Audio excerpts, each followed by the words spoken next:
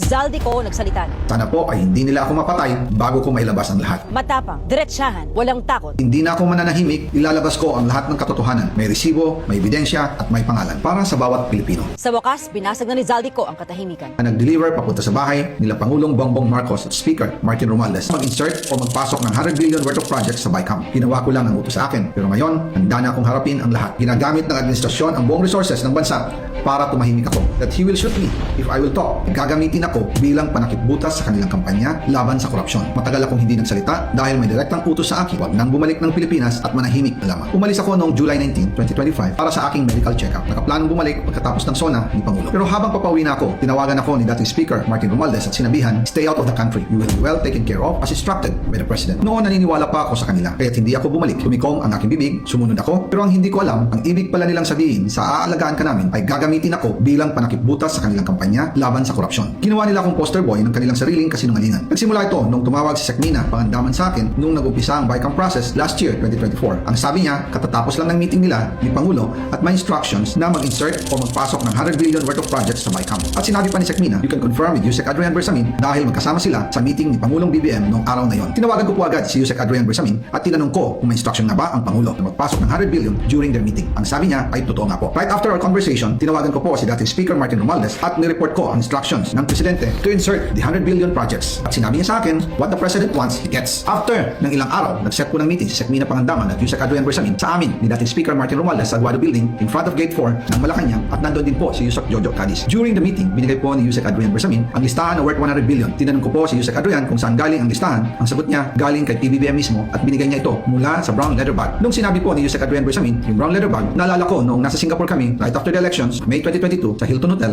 kami ni dating Speaker Martin and PBBM habang pauwi at pabalik ng Pilipinas, hinabol ng PSG ang brown leather bag at ang sabi ni PBBM, maiwan na lahat, wag lang ang brown leather bag. Kaya naniwala ko na utos talaga ito ng Pangulo. Pagkatapos ng ilang araw, I informed sina dating Speaker Martin Romualdez, Secmina Pangandaman, Yusek Adrian Bersamin, and Yusek Jojo Cadiz na kung pwede 50 billion lang ipasok sa program funds dahil sobra ang DPWH funds versus sa DepEd. In practice, hindi pwede na mas malaki ang budget ng DPWH kaysa edukasyon. Yung balance na 50 billion, ilagay na lang sa unprogram funds for the 2025 budget dahil Office of the President din ang nagre-release ng lahat ng unprogram funds. Pagkatapos ng isang araw, tinawagan ako ni Secmina at sinabi ang mensahe ng Pangulo, ipasok ninyo yan dahil pinangako na sa akin ni Speaker Martin yan at hindi na pwedeng baguhin. Kumbaga, ang utos ng hari hindi pwedeng mabali. Again, I informed the Speaker and asked clearance about the instructions ng Pangulo at ang sabi niya, wala tayong magagawa. Kaya po nagtataka ako kung bakit sinasabi ni Pangulo na hindi niya makilala ang budget samantalang lahat na binawas at dinagdag sa mga ahensya ng gobyerno ay humihingi ng approval sa kanya si Secmina Pangandaman. Ang tanong, pinangalanan na ba niya ang tunay na mastermind? Ano na ang susunod na hakbang? Ako si Mocha Uson, ang boses ng ordinaryong Pilipino.